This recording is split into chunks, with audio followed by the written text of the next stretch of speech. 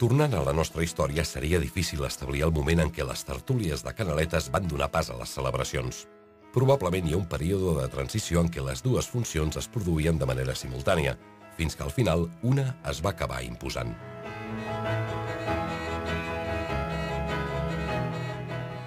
De fet, si la gent anava a Canaletes a discutir amb passió, és lògic que aquesta passió es desbordés quan s'aconseguia una gran victòria. D'aquesta manera, els guanyadors anaven a Canaletes a expressar la seva eufòria, mentre els perdedors preferien quedar-se a casa i estalviar-se la humiliació.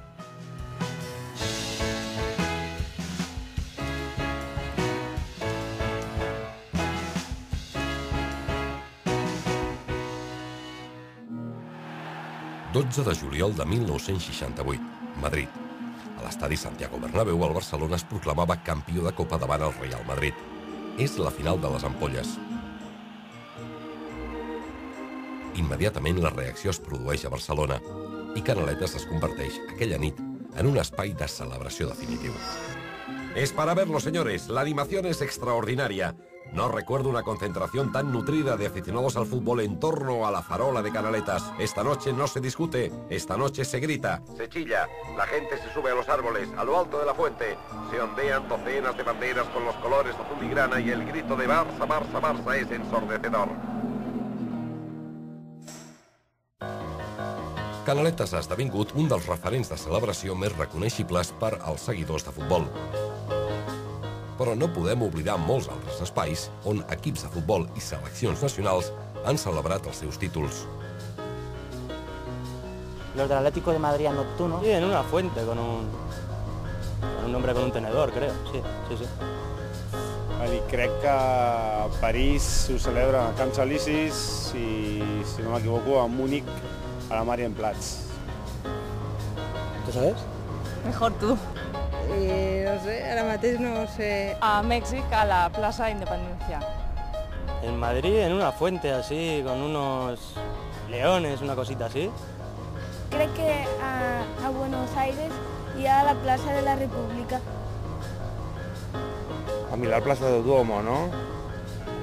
També a Xile, en la plaça Boquerano.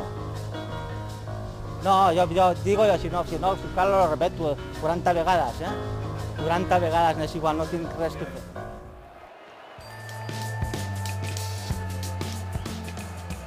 Les nits de celebració, la tribu, identificada amb uns colors i uns símbols determinats, es reconeix i se saluda, agermanats sobtadament per una sensació de pertinença, amb una complicitat absoluta. Durant una estona, el repartiment de papers ens ha relegat als de simples espectadors. Ara ha arribat la nostra hora.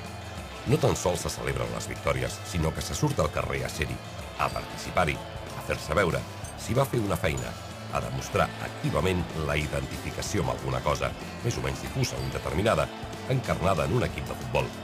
Perquè, al cap i a la fi, a Canaletes no s'hi va fer res. No hi ha cerimònia, no hi ha ritual.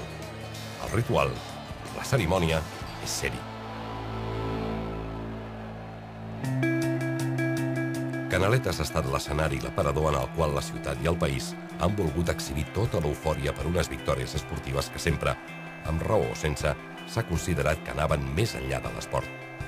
Però a Canaletes s'ha concentrat, també, tota una voluntat de participar, de sortir de casa per celebrar les alegries i les demandes. Com en molts esdeveniments del nostre temps, a Canaletes ha estat possible fer-se propi un sentiment col·lectiu.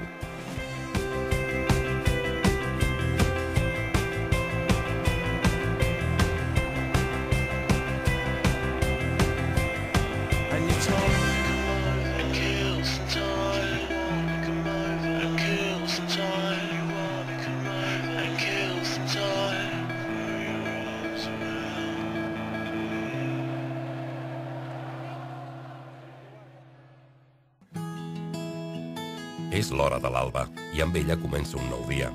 Aviat s'apagarà la meva llum i les ombres desapareixeran. Potser avui seré la protagonista, l'heroïna involuntària d'alguna bonica història.